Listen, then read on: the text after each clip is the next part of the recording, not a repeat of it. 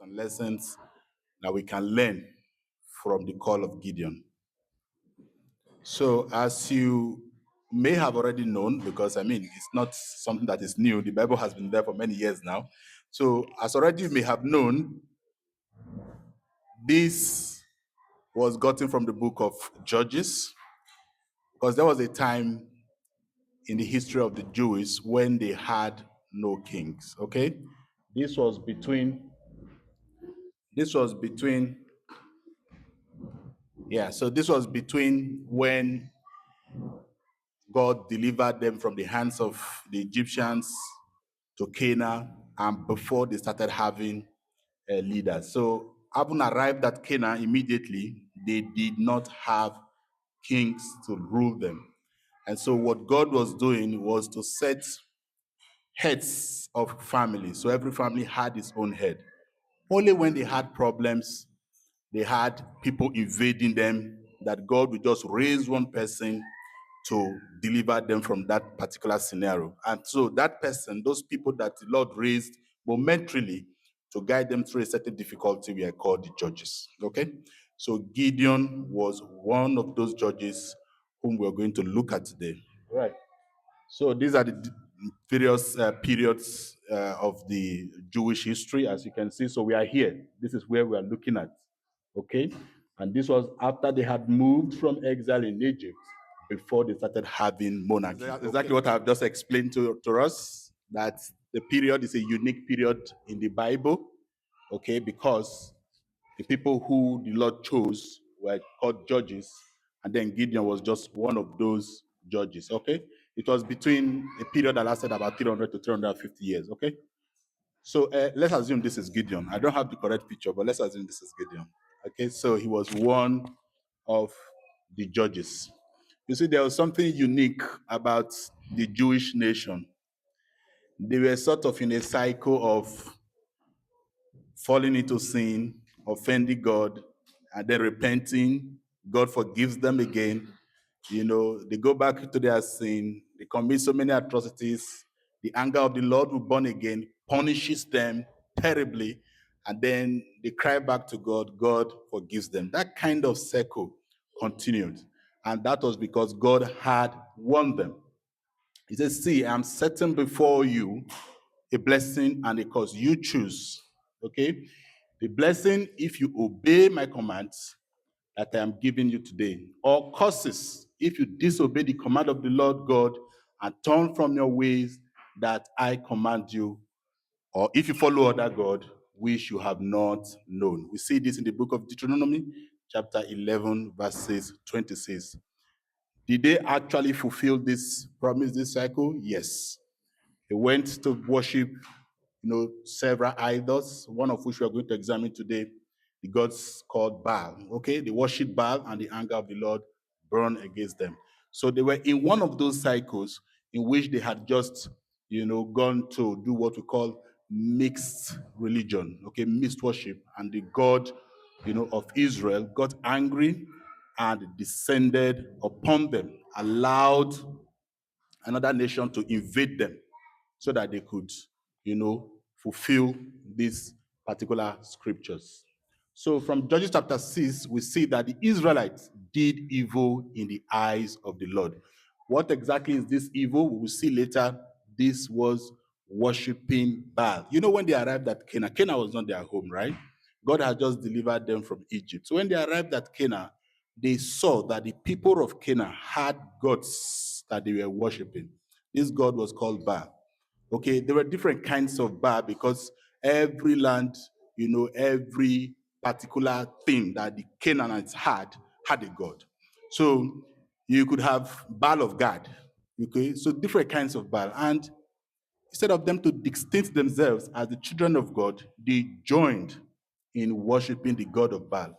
Baal itself was god of fertility, considered by the Canaan people as the god responsible for their growth, responsible for their reproduction and fertility.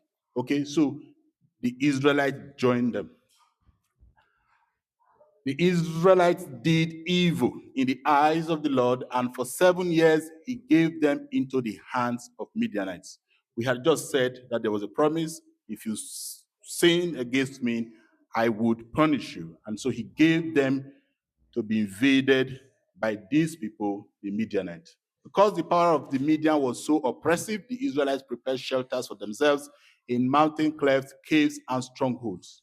So whenever the Israelites planted their crops, the Midianites, the Amalekites, and other eastern people would invade their country.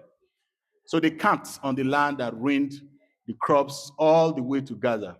They came up with their livestock and their tents like swarms of locusts. So this is describing the invasion. So what happened? The Midianites impoverished the Israelites that they began to cry out to God.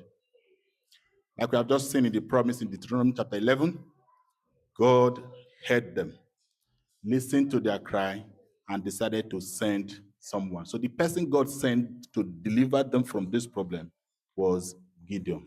Okay, so this brings us to the call of Gideon. So we have talked about this who Baal was, and so what anointed God was, what they were doing, constituted what is today known as mixed worship or spiritual adultery. Okay, we said that already. They had a God, isn't it? That is the God of Israel. They had their God before they left Egypt. But when they arrived at another man's land, they came to Canaan, they started to worship the God of Baal. That's a mixed or spiritual adultery. That's what we call mixed adultery. So what they were doing is they go to God only when they had problems. And some of us are like that today, actually. We still practice mixed, worship or spiritual adultery. We only go to God when we have problems. And then we run to our, so-called gods when it is well with us. We go back to our mornings, we go back to our fame, we rely on ourselves, we rely on, friends and those we think can help us. Only when there is no problem, we run back to God. This is something that annoys God, and the Bible describes it in the book of Judges as mixed worship. Okay. So what was the punishment for what they did?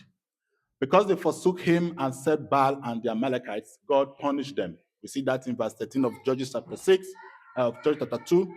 In his anger against Israel, the Lord gave them into the hands of raiders who plunged them, sold them into the hands of their enemies all around. So whenever Israel went out to fight, the hands of the Lord was against them as part of the punishment.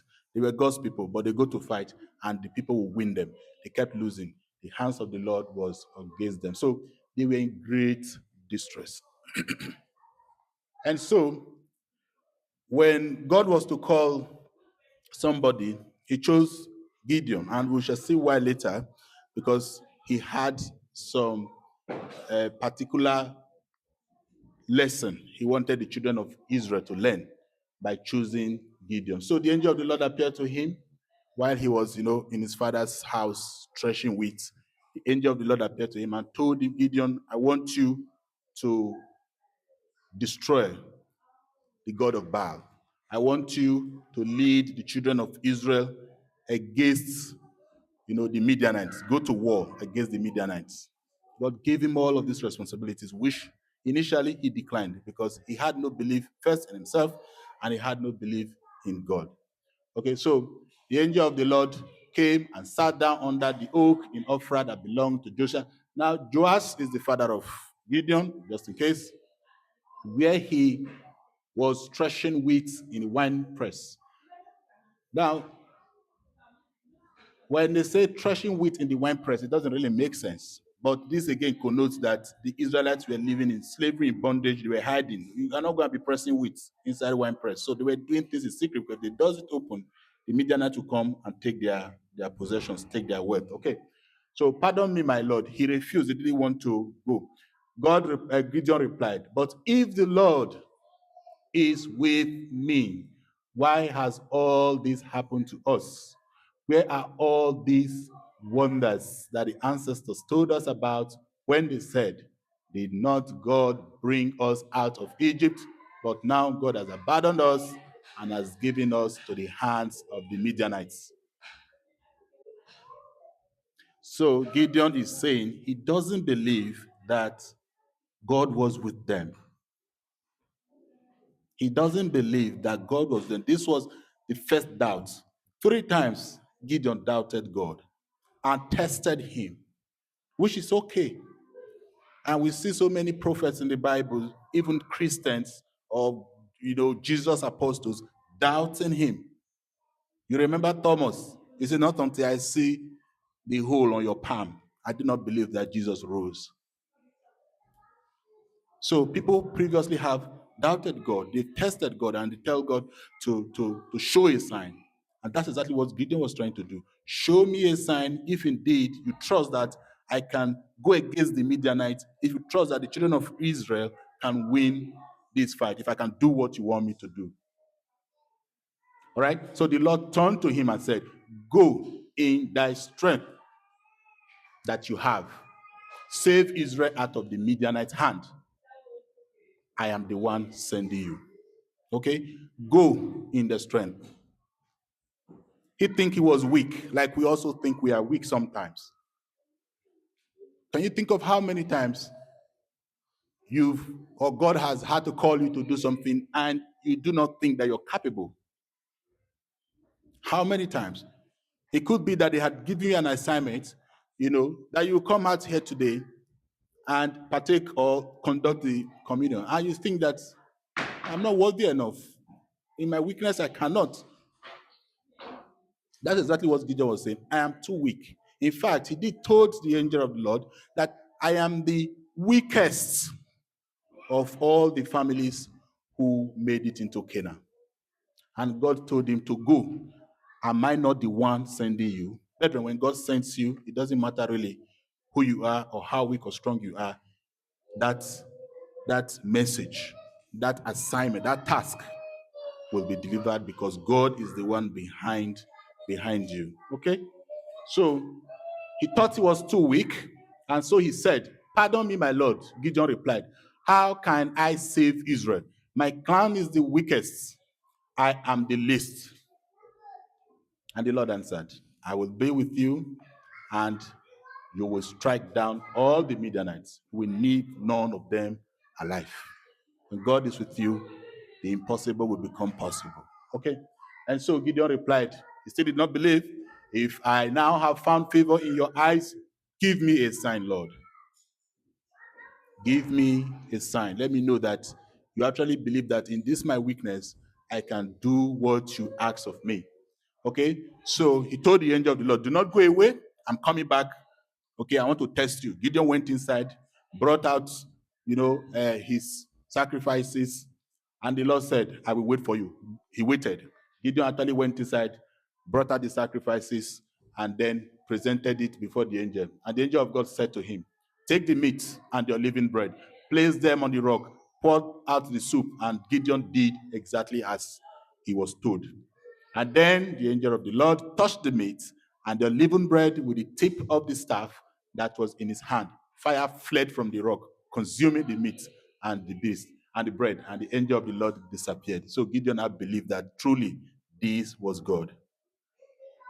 Fire immediately came, burned the sacrifices, and everything disappeared. It was then Gideon knew that indeed he was dealing with a spiritual being, and so now he became confident that he was going to go for that particular assignment. All right, so he agreed. First step done. Second step was the obstacle. Now he has agreed to destroy the gods of Baal. But charity, they say, begins at home. So if you want to start destroying the gods, of the Canaanites, which is Baal, you should start from your home. Why? Because Gideon's father, Joash, was an idol worshiper as well, and he had his own Baal, he had his own Asherah, his shrine. And so God told Gideon, if you want to do this and do it effectively, start from your own father's house. And so Gideon was scared to go and destroy his father's shrine. So instead of going in the day, he went in the night where no one could see him. But he did do it. He did the assignment, carried the assignment out. So the same night, the Lord said to him, "Take the second bull from your father's head and one 7 years old. Tear down your father's altar of Baal and cut down the Asherah pole beside it. Then build a proper kind of altar of the Lord in place where your father's shrine ought to be." Did he do it? Yes, he did it. So Gideon took 10 of his servants and did as the Lord had told him.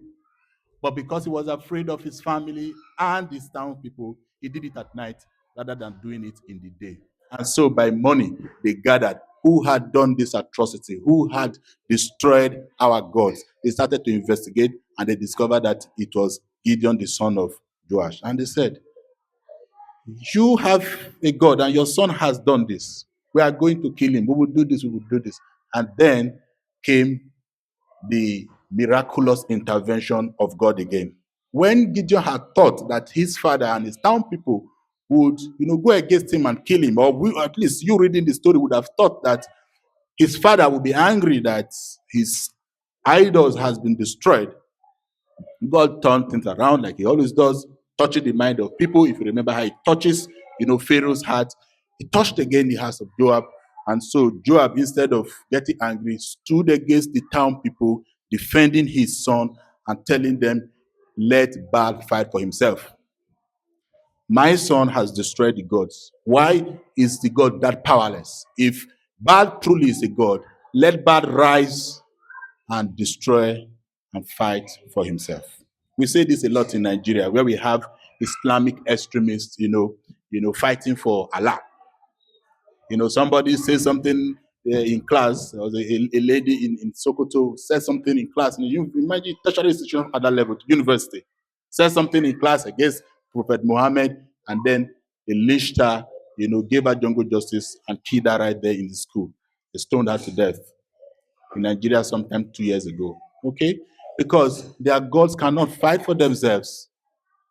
But our God fights for himself. We don't fight for God. I've never argued with you. I don't argue with anyone. I don't because God will do it in himself.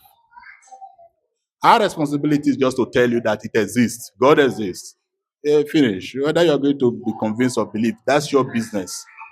So that's exactly what Joash was telling his town people. Let Baal fight for himself. So this was them. Came very angry the next morning. They asked each other who did this thing. The people of the town demanded to see Joash. Where is your son? He must die, he must die, he must die. Okay? But Joash replied to the hostile crowd around him, are you going to plead Baal's cause? Are you trying to save him? Whoever fights for him shall be put to death by money. If Baal really is a god, let him defend himself. Let him defend himself. And so, obstacle number 2, done. Now, third problem was Gideon still did not believe in his ability, or in God's ability or blessings upon him to deliver the Israelites. He still did not believe. And so for the second time, he decided to test God again. Well, let's say he needed reassurance. He wanted to believe that God was still with him and that he was going to be able to, deliver his people from the hands of the Midianites. After successfully cleansing his own home, God asked him to lead Israel against the Midianites, but Gideon once again was unsure and asked yet for another sign.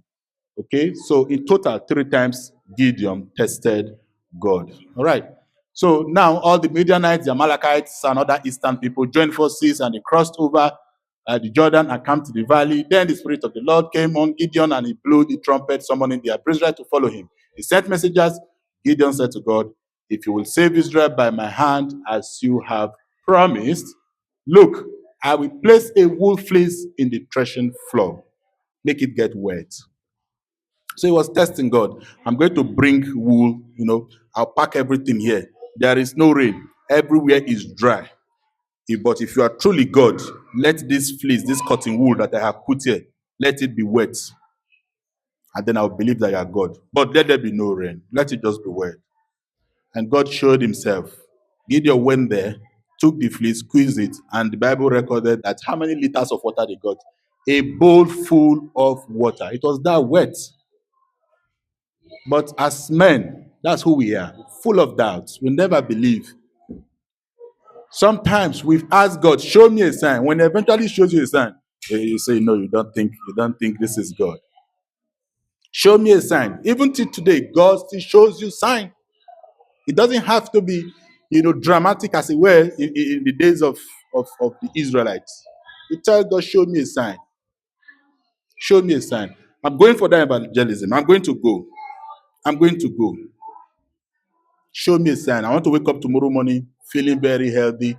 I want to be able to go. And you wake up tomorrow morning feeling very healthy, you're set, but somehow you tell yourself, oh, you don't think you should go. They don't evangelize here. They don't evangelize in the UK. They don't maybe people are shy, people are scared of what people would say, maybe people are scared of the law.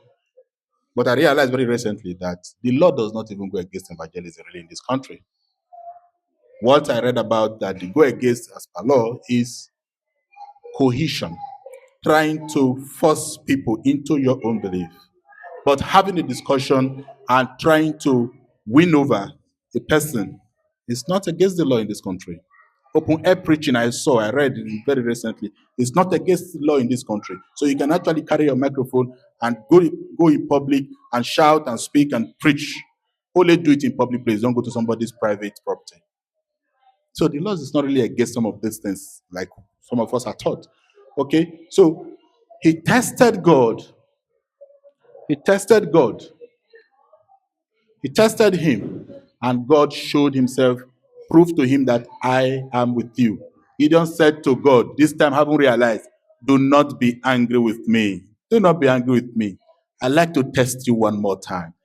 Let me make just one more request. Allow me one more test with the fleas. This time, God, dry it up. Who plays with God like that, really? Dry it up now. Let me see if truly you are God. And God just obeyed. Sometimes God is very patient with us. Allow us to make our mistakes because he realized, he knows we're human. He knows he created us. He knows how fallible we are. He knows he did. And so that night, God did so. God did exactly as he wanted. Only the fleas were dry. All of the other ground still covered with blood. So Gideon accepted the task. Now I will go.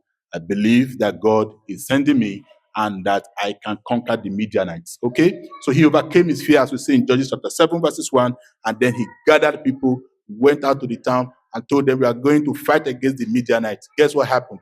22,000 people, 33,000 people, 33,000 people. Yeah, 32,000 people came out ready to go to war, all enthusiastic, feeling high. We believe now that God is with us. We are going to deliver the children of Israel. 32,000 men came up. But when it was time to go, guess what happened? 22,000 of them left. They were afraid to fight. Human weakness. And that's exactly how it is with us today as Christians. As Christians, everybody, when you go to men's meeting, when you go to business meeting, I don't know here, because back home we don't have men and women's meeting. We have congregational business meeting. When you come to business meeting, you see people bring this suggestion. We are going to go to Uboha today to preach. We are going to Amaho. We are going to conquer the people. There is shrine there. People are worshiping God. We are going to go, and everybody is ready. On the day of evangelism, you come, brother. You are alone. Only you will go. They have not showed up. The spirit is willing, but the flesh is not. That's exactly what happened. Afraid to die. Afraid to die. We are full of suggestions as human beings, full of very good suggestions, but not many people are ready to follow it to the last. And so only 10,000 people were left with Gideon. And so God decided to show Gideon something. We don't even need number. Who needs 10,000 people to go to war? We don't need them. And so God himself told Gideon, send them home. Send them home. I need only 300 people. You don't need them. Only 300 people. So the Lord himself reduced the number further from 10,000 to 300 people. And the question is, why do you think God did that? We have the answer in the book of Judges chapter 7, verses 2. Because he wanted to glorify himself. He wanted to show that your strength is not in your number. Your strength relies on me, God. That you cannot do it with your strength. He didn't want the Israelites tomorrow to come out and boast that they won that fight because they outnumbered the Midianites, because they were many, they were 10,000 people, and so that's why they went to war and succeeded. God wanted to do a miracle. After he reduced them from 10,000 to 300. Statistics showed that the Midianite Jewish ratio, soldier ratio became 500 to 1. That is for every 500, for every one Israelite, for every one Jew soldier, there were 500 Midianite soldiers. There were 500. So how are they going to win the war if it's by strength? They couldn't. And that's just the point that God wanted to prove that it is not by strength. Okay? We read Verses 2. The Lord said to Gideon, "You have too many men. I cannot deliver Midian into their hands, or Israel would boast against me. My own strength has saved me." You see, I cannot deliver this country, Midianite, into your hand. Otherwise, they will boast against me and say that they did it by their strength. You saw it there. Yeah. So God was just trying to glorify himself. Let me show you that you can do this without needing numbers. So everybody go home. And that's exactly what happened. And so God delivered the Midianites to their hands. But how did this miracle happen? How come one person to 500 people, went to war, 300 people won? How did that happen? They didn't even fight. They didn't fight. The book of Judges is just a wonderful, book of the Bible to read. They didn't even fight. Yet God delivered. You know what happened? God gave them sense. When they went there, when they got to the battlefield, sense just came upon them. And they decided to say, let's not even fight. Let's just blow our trumpets. We'll just blow the trumpets. Each of them, 300 people had trumpet. And so by the time they blew their trumpet, 300 people blowing trumpet, the Midianite heard them and thought that they were multitudes. You know what 300 trumpets can sound like? They thought that, these people were a multitude. And so they started to run, running by themselves. But that was not all. God decided to put confusion among their midst. It was night. It happened at night. So when they were running away, heard the trumpet, they were not seeing each other. They thought that these were the enemies, and they started fighting each other. So Midianite was killing Midianite, Midianite killing Midianite. Meanwhile, the Jewish people just stand and were looking. They did not fight. Brethren, you don't really need to fight sometimes. God does the battle. He puts confusion within the camp of your enemy. How many times have you been delivered unknown to you? Unknown to you. We just wake up every morning. That's all we know. But behind the scene, there is a lot going on that we do not know. God has delivered us multiple times without us having to fight. How many times have you gone for the job interview and you got it not because you were best? You weren't probably even ready. I'd gone for an exam one time. Let me tell you one thing. I'm a doctor today, but I never wrote JAM. In my country, Nigeria, for you to be a doctor, you have to write JAM, and you have to pass JAM. I don't know Ghanaians whether people have such joint admission, but thank you very much. So it's there. You need to write JAM, you go and pass, you would have to be very, cerebral to succeed in getting into the medical school. I wasn't a genius. So I wrote JAM and I failed. I didn't have it. But I was confident that this is the only thing I can do in life. I'm very lazy. I cannot go to farm. I don't have power for manual labor. The only thing God I can do is just to sit down and be thinking and writing medicine for people. And so God heard the prayer. I got admission through what they call pre-degree. That is, you cannot pass JAMB, go and go school for 1 year, and you will do other courses, but you cannot do medicine. I don't know if you understand. Nigerians here, you understand. So I did pre-degree, and I got pre-degree in physiology. That's what I studied for the first year. That's what took me into school. But there was something I did. Every 12 o'clock midnight, I was living in the school compound, hostel. Every 12 o'clock midnight, I would go to the admin block. There's a place we call admin block where you have a notice board and everything. I would go there, kneel down, and pray to God. I say, God, this is what I want to do, but I could not get admission. Transfer me from physiology to medicine. Transfer me. I prayed there every 12 o'clock. I don't know for how long it happened, but I was doing that. It became a habit because I go to night class to read. Once it's 12 o'clock, I leave my table where I'm studying. I go and pray. God, I want to be a doctor. I see medical students, reading, I become very jealous. I want to be. And so God made it happen. But how? I didn't have to fight. I just stepped into my dean's office one day. God bless him. Professor Tony, he's not a professor. I just stepped into his office one day and told Uncle T that I can do medicine. I didn't pass jam, but I think that I can do medicine and I want to transfer. I want to switch. He told me, go and write your exam, normal physiology exams. If you score a CGPA of 3.5, I will transfer you. Is that all? He said, yes. I went. Result came out. Brethren, guess what? Had a CGPA of 3.8. I had exceeded the 3.5. Another thing he had told me, a CGPA of 3.5, and there must be no fail in any course, whether it's elective or not. And guess what? I did not have a fail in any course. The least grade I had was a C, and I had a cumulative CGPA of 3.8. So happily, I went back to Uncle T. Uncle T, my result is out, and I want to transfer. He told me to go and get the form. I got the form. He signed it, and then I submitted. That form cost me only 2,000 naira. If people were to transfer that time, they pay heavily. I mean, big men children, if you were to do that kind of, if you were to put that kind of stunt, I just did with 2,000 naira, they pay heavily. I paid only 2,000 naira, and that's how I became a medical student. People in the class, in the school, we are wondering how this one is not joining us. I now joined them from the next level, on 200 level. I was just going to class. But the battle was still not over, like Gideon. If you're a medical student, you compete with other, very bright people, and only the first best 50 will be proceeded to the next level. For those in Nigeria, who, if you are from my country.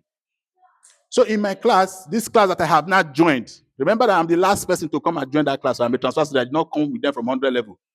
We were 149 thereabout, 140 thereabout in the class. And only 50 will proceed to the next level. And I did not have, you know what I mean? I did not have it to compete with this kind of people and be among the 50. But I believed God. I continued to go to that place. I continued to pray. Sometimes my mother would join me in prayers. When I'm praying there, she's praying at home. I communicate with phone. She would join me in prayer.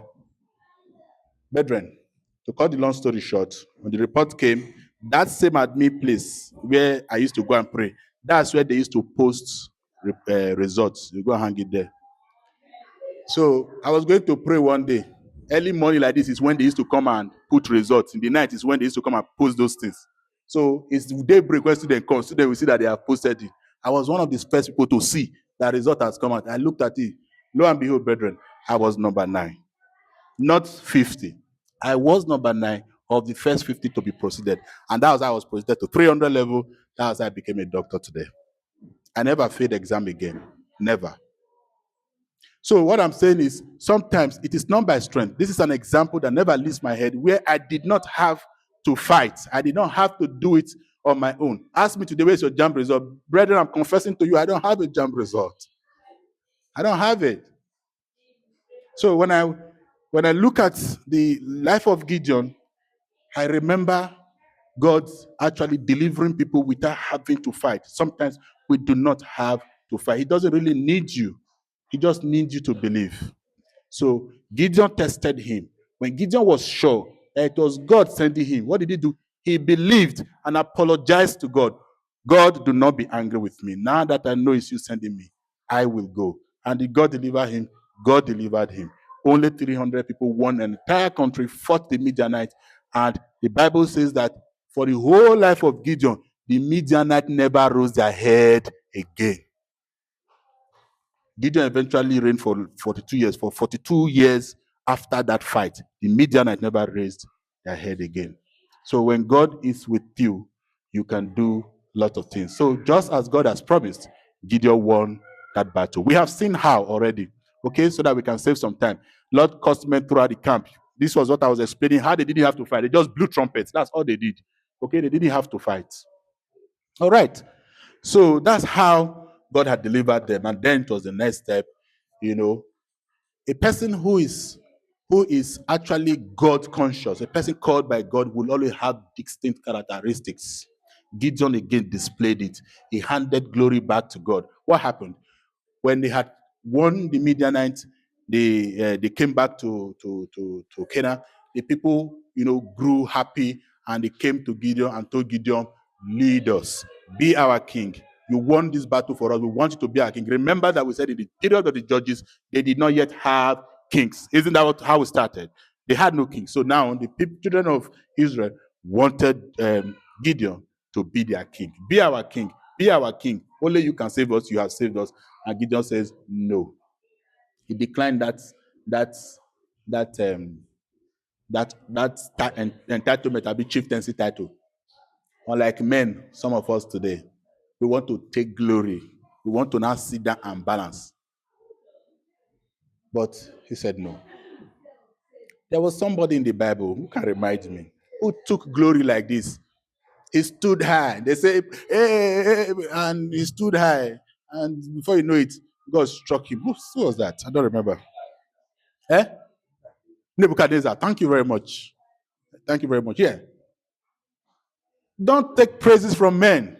In fact, even if you deserve it, humility pays. That's what pays more.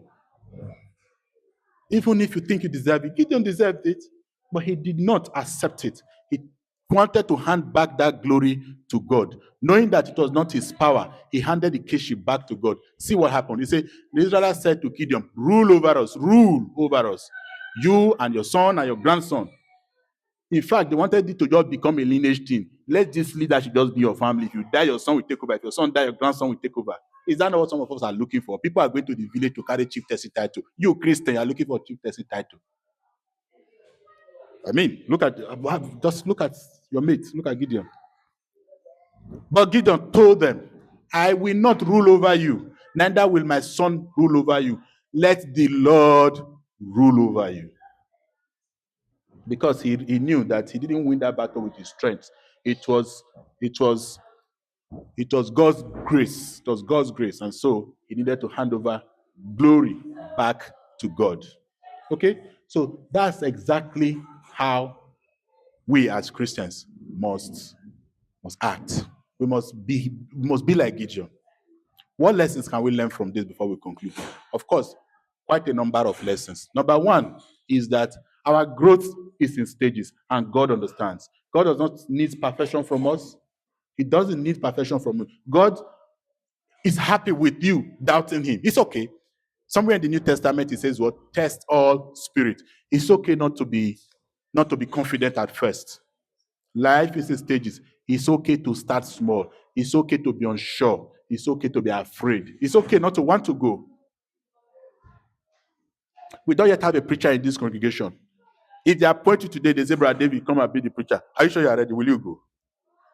It's okay to be scared. You say, "I can't do it." Leading people, leadership is difficult. I can't do it. But have you started? Start it.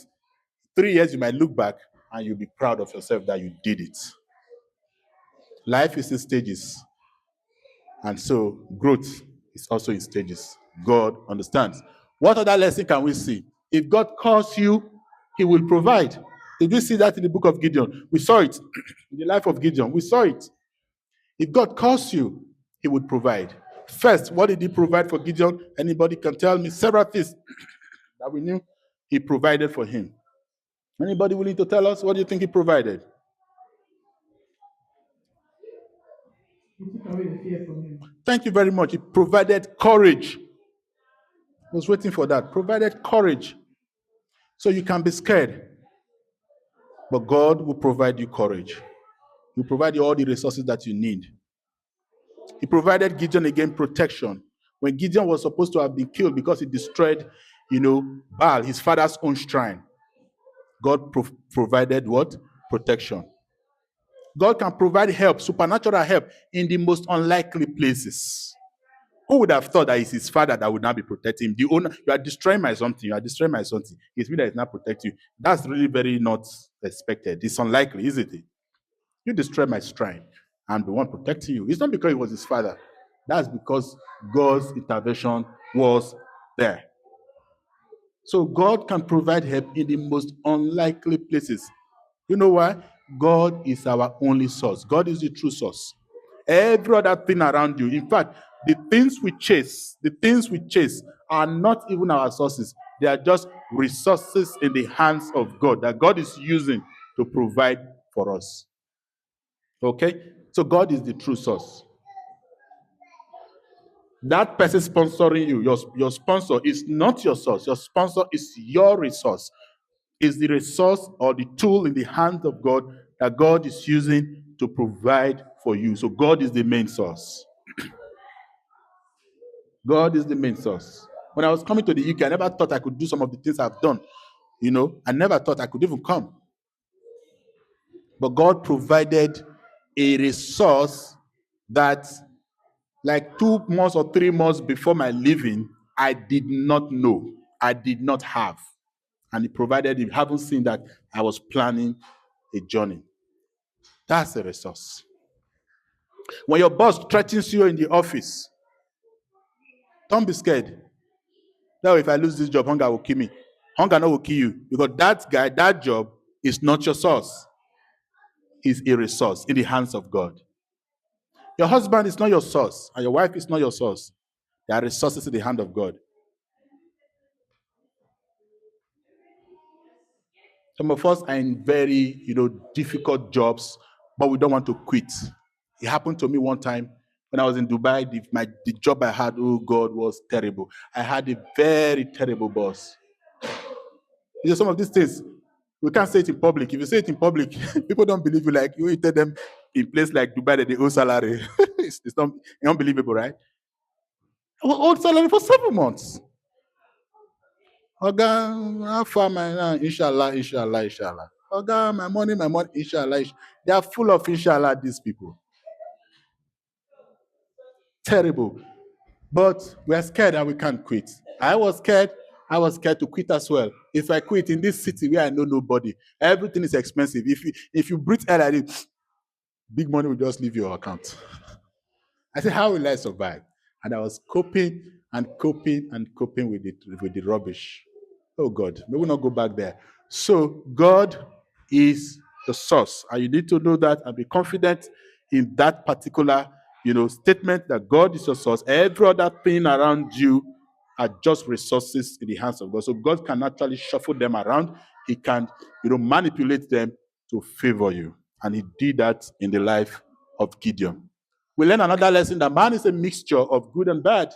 Was Gideon perfect? No. You want to be perfect before you do the right thing. Some people don't take Holy Communion. When you come here, you are serving bread, they tell you pass. They think they are not worthy. They think it's not worthy. Oh, I'm a liar. Oh, I was at the club last night. I sniffed some substances. It is somebody like you that is sniffing cocaine that God wants to take this communion. He does not need perfect people. Otherwise, Jesus would not have come to die for us, is it? He came for the what? The sinners. He came for the dirty. He came for the weak. He came for people like Gideon. He came for you and me. He came for us that are sinners. So God does not need you to be perfect. He understands that man is a mixture of good and bad. Brethren, let us end it here. I've been asked to stop. We pray that God will bless you all in Jesus' name. Amen.